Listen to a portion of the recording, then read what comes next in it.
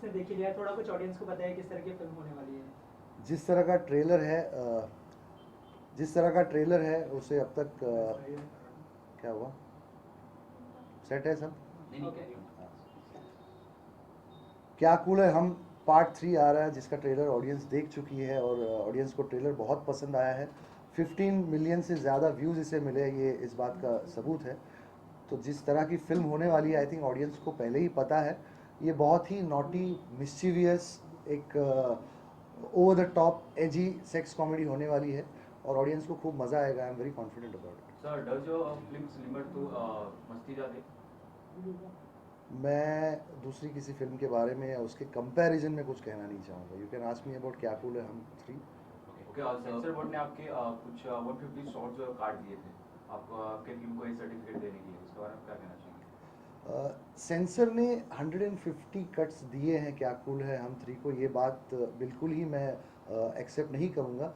Because ये story मैंने भी किसी न्यूज़पेपर में और मैगजीन में पढ़ी है, बट इस बात में सच्चाई नहीं है। उन्होंने कितने कट्स दिए ये भी मैं एग्जैक्टली नहीं कहूँगा, लेकिन यस, थोड़े बहुत कट्स मिले हैं और वो कट्स ऐसे थे कि जो सेंसर की गाइडलाइंस है, आई थिंक उनका भी एक वो काम है, सीरियस काम को फॉलो करना है। तो उस तरह के कुछ कट्स, कुछ चेंजेस हमने ज़रूर किए सेंसर में।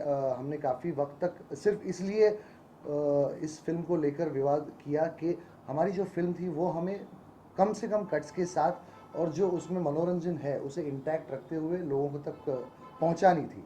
तो इसलिए थोड़े बहुत कट्स ज़रूर मिले हैं, लेकिन कुछ चीज़ें थी जो हमने भी सेंसर से कही, तो सेंसर ने भी उन चीज़ों को मानकर हमें उन चीज़ों को फिल्म में रखने के लिए विरोध नहीं किया। तो फिल्म आज भी मेरी 2 घंटे 5 मिनट की फिल्म है और ये भरपूर मनोरंजन करेगी। सेंसर के जो भी हमें कट्स मिले हैं उसके बाद भी ये मैं बिल्कुल कहना चाहूँगा। सर, आपसे पूछना चाहूँगा, पार्टनर और धूम जैसे प्रोजेक्ट्स में आप इन्वॉल्व रहे हैं, उसको काफ़ी समय हो गया, काफ़ी लंबा वक्त लिया आपने फिल्म डायरेक्ट करने को, तकरीबन 7-8 साल अगर देखा जाए तो इतना लंबा वक्त लेने की कोई खास वजह? क्या कूल है हम पार्ट 3 जो है ये मेरी पहली फिल्म है बतौर निर्देशक। और मैं इंडस्ट्री में काफ़ी सालों से, मतलब लगभग 15 सालों से इंडस्ट्री में हूँ। और मैंने डेविड धवन जी जो है उन्हें लगभग 10 साल असिस्ट किया है, पार्टनर फिल्म से लेकर मैं तेरा हीरो इस फिल्म तक। उसके पहले मैं धूम फिल्म पर भी एसोसिएट डायरेक्टर था संजय गढ़वी जी के साथ। प्लान फिल्म में हृदय शेट्टी जी के साथ में और संजय गुप्ता जी के साथ में भी मैंने काम किया है। मुझे इतना वक्त, अरे साइलेंस, साइलेंट कर लेना भाई। हाँ, साइन कर लूँगा। बात हो गया। करेक्ट टाइम पे बजा, लेकिन गैप में काट सकते हो आप। तो जहाँ तक ये मेरी पहली फिल्म जो मैं इतने साल इंडस्ट्री में होने के बाद डायरेक्ट कर रहा हूँ, तो इसमें इतना लंबा जो समय लगा है उसकी वजह पिन पॉइंट करना बहुत मुश्किल है, क्योंकि इंडस्ट्री में जो है कभी कभी चीज़ों को होने में वक्त लगता है। जैसे आपके पास एक सही स्क्रिप्ट होनी चाहिए, उसके बाद में उस स्क्रिप्ट को जस्टिस करे उस तरह के एक्टर्स आपको मिलने चाहिए, प्रोड्यूसर्स आपको मिलने चाहिए। तो शायद मैं उस चीज़ का इंतज़ार कर रहा था कि सारी चीज़ें जो है ये सारी चीज़ें बिल्कुल करेक्ट हो, जिनसे मैं जो पहली फिल्म करूँगा बतौर डायरेक्टर, जो मेरा लॉन्च हो, वो एक मुझे जिस तरह का चाहिए था उसके लिए शायद मैंने ज़्यादा समय लिया। लेकिन अंत में जब ये फिल्म बालाजी जो प्रोडक्शन हाउस है उनकी ऑफ़र जब मुझे आई और क्या कूल है हम पार्ट 3 करने की, तो मुझे ऐसा लगा कि इससे सुनहरा मौका और कोई हो नहीं सकता और मैंने फ़ौरन उन्हें हाँ कह दिया। आपने एज एन एक्टर फीचर किया है राजूमन के जेंटलमैन में और सत्या में, तो क्या ख्वाब आपका एक्टर बनने का ही था, डायरेक्टर बाद में आपने अपना चेंज किया पैशन? इसमें पैशन चेंज करने की बात नहीं है। मुझे लगता है इंडस्ट्री में तकरीबन बहुत सारे या सारे ही लोग पहले एक्टर बनना चाहते हैं। मेरा भी ख्वाब था, तो मैंने भी कोशिश की, मैंने एक्टिंग की है, मैंने प्रोडक्शन में भी एज एन असिस्टेंट प्रोडक्शन काम किया है, as an assistant director television में भी काम किया है। तो इन सारी चीज़ों को करने के बाद मुझे रियलाइज़ हुआ कि मेरा जो मेन पैशन है वो स्टोरी टेलिंग है। मतलब जो डायरेक्टर का काम जो है, एक कहानी को लेकर उस पर फिल्म बनाना और लोगों को एक कहानी कहना। तो मुझे लगा कि इसमें ज़्यादा एक्साइटमेंट है, और जिस दिन मुझे इस चीज़ का अंदाज़ा हुआ उस दिन से मैंने अपना सारा फोकस जो है, सारी एनर्जीज़ जो है वो चैनलाइज कर दी डायरेक्शन में। और उसी के बाद मैं सीरियस हुआ और मैंने डायरेक्शन में जैसे संजय गढ़वी जी और डेविड धवन जी इन्हें असिस्ट करना शुरू किया, और उसके बाद मैं लगातार असिस्ट करता रहा। क्या कूल है हम 3 जब मेरे पास पहुंचने तक। लेकिन सर क्या मूवी की बात करें तो जैसे आपकी जो मूवी क्या कूल है हम थी, वो टोटली अडल्ट कॉमेडी है कि उसमें एक्शन और रोमांस भी देखने का मौका मिलेगा दर्शकों को? एक्शन और रोमांस। हाँ।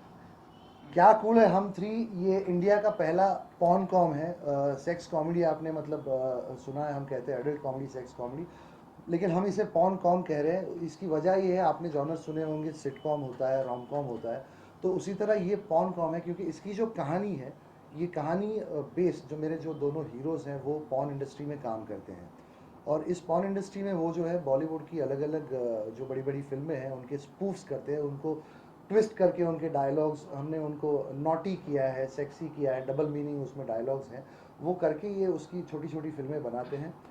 और ये करते करते एक दिन तुषार की मुलाकात जो है मंदना करीमी से हो जाती है, और वो उनके प्यार में गिर जाते हैं। उसके बाद में जो मंदना है वो आती है एक बहुत ही ट्रेडिशनल संस्कारी फैमिली से, और वो चाहती है कि अगर उन्हें शादी करनी है तो उनकी फैमिली जो है वो तुषार की फैमिली से मिलना चाहती है। जहाँ तुषार की फैमिली है नहीं, तो तुषार जो है अपने जो साथी पॉर्न कलाकार हैं उन्हीं को लेकर एक फेक फैमिली क्रिएट करते हैं जो मंदना की फैमिली से मिलती है। और चूंकि वो सारे पॉर्न कलाकार हैं, उसकी रियल फैमिली नहीं है, तो उन्हें ये इस बारे में ज़्यादा पता नहीं होता है कि एक फैमिली क्या होती है, और फैमिली के जो तौर तरीके होते हैं उन बारे में पता नहीं होता है।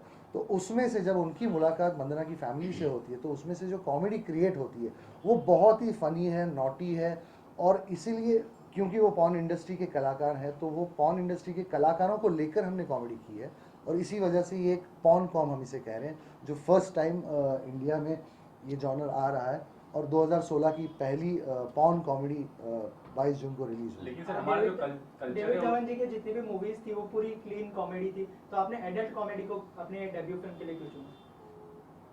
बिल्कुल, डेविड जी की सारी उनका क्या ही रिएक्शन था जब आपने इस फिल्म को चुना? डेविड जी की सारी ही फिल्में क्लीन फैमिली कॉमेडीज रही है। उनके जैसा मनोरंजन मुझे नहीं लगता आज तक लोगों का किसी ने किया है।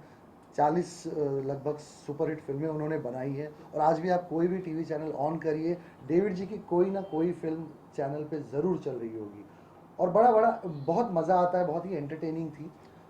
मेरे पास क्लीन कॉमेडी आई नहीं, तो मेरे पास जो आई है अडल्ट कॉमेडी आई। तो जब मैंने डेविड जी से ये बात डिस्कस की, तो डेविड जी भी थोड़ा सा मतलब मुझे उन्होंने कहा कि तू कैसे कर लेगा, कि हम लोग तो क्लीन कॉमेडी करते आए हैं।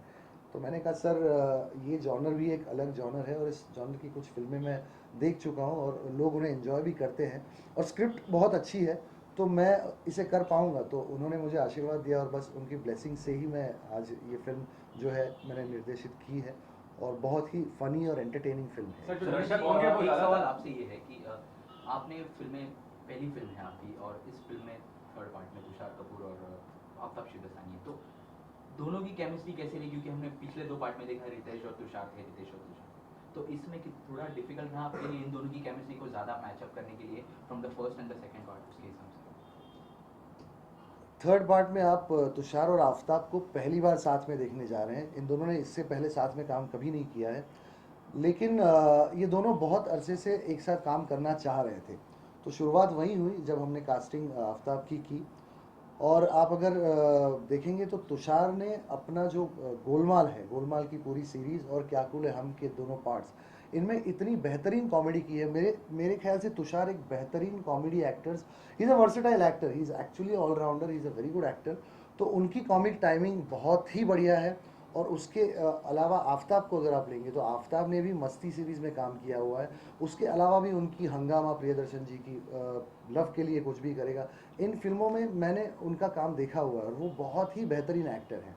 तो इन दोनों को जब हम साथ में ला रहे थे तो मैं बड़ा एक्साइटेड था, और पहली हमारी जब मुलाकात हुई उस दिन से आफ्ताब तुषार की केमिस्ट्री और मेरा भी उनके साथ ट्यूनिंग जो है बहुत ही अच्छा रहा। उन्होंने फिल्म पढ़ी, उन्हें बहुत मज़ा आया, और उसके बाद में हमने कुछ वर्कशॉप्स भी किए। जैसे ये सेक्स कॉमेडी है तो आप सोचेंगे ये वर्कशॉप इसमें कहाँ से आ गया, बड़ी सीरियस चीज़ है, because comedy is a very serious business, और इसमें कुछ नए कलाकार भी हैं, और पॉर्न कॉमेडी है, तो इस वजह से to get into the character हमने सारे एक्टर्स के साथ में लगभग 1 महीना वर्कशॉप्स किए, और उसी दौरान जो ट्यूनिंग, जो केमिस्ट्री उनकी हो गई थी, उसके बाद सेट पर मुझे कभी ऐसा लगा नहीं कि कुछ और कुछ करने की ज़रूरत है। मतलब everything just fail into place, और सबकी केमिस्ट्री पहले दिन से बहुत ही बढ़िया रही। इस तरह की जो एडल्ट कॉमेडीज होती है, एडल्ट फिल्म होती है, उनको सेंसर से बहुत से इश्यूज आते हैं। इस फिल्म को भी आए हैं, तो what will be as a director of the first film, आपका क्या टेक होगा इस तरह के जब इश्यूज आते हैं, ये सीन कट हो गया, वो सीन कट हो गया, कहीं ना कहीं फिल्म जब आती है तो एक पर्टिकुलर अगर सीन नहीं रहेगा तो लोगों को समझ में नहीं आएगा, ऐसे बहुत से इश्यूज होते हैं, तो what will be your take on it as a director of the film? Censorship की जहाँ तक बात है, जो सेंसर्स के गाइडलाइंस है वो उन्हें फॉलो करते हैं। मैं इतना ही कहना चाहूँगा कि जो फिल्म एक निर्माता निर्देशक बनाते हैं और जब सेंसर के पास जाते हैं तो उन गाइडलाइंस को सेंसर को फॉलो करना है, but at the same time जो फिल्म एक निर्माता निर्देशक लेकर जाता है वो हार्म ना हो, ये ख्याल सेंसर को रखना चाहिए। इतना ही मैं कहूँगा। सर ऑन की बात करें तो सनी लियोन जी आपके आइटम मूवी में नहीं दिख रही है, ना आइटम नंबर में, ना किसी सीन में, छोटे छोटे सीन भी नहीं दिखाई दे रहे हैं, जान सकते हो उसकी क्या वजह हो सकती है? ये क्या सवाल है? No, my film has a very very good story and we didn't need anything like that. बस यही है, मेरी फिल्म की कहानी हीरो है और जो कहानी है वो बहुत ही मनोरंजक है। उसके लिए मुझे किसी आइटम गर्ल या किसी भी तरह के स्टंट की ज़रूरत नहीं लगी। Thank you so much. Thank you.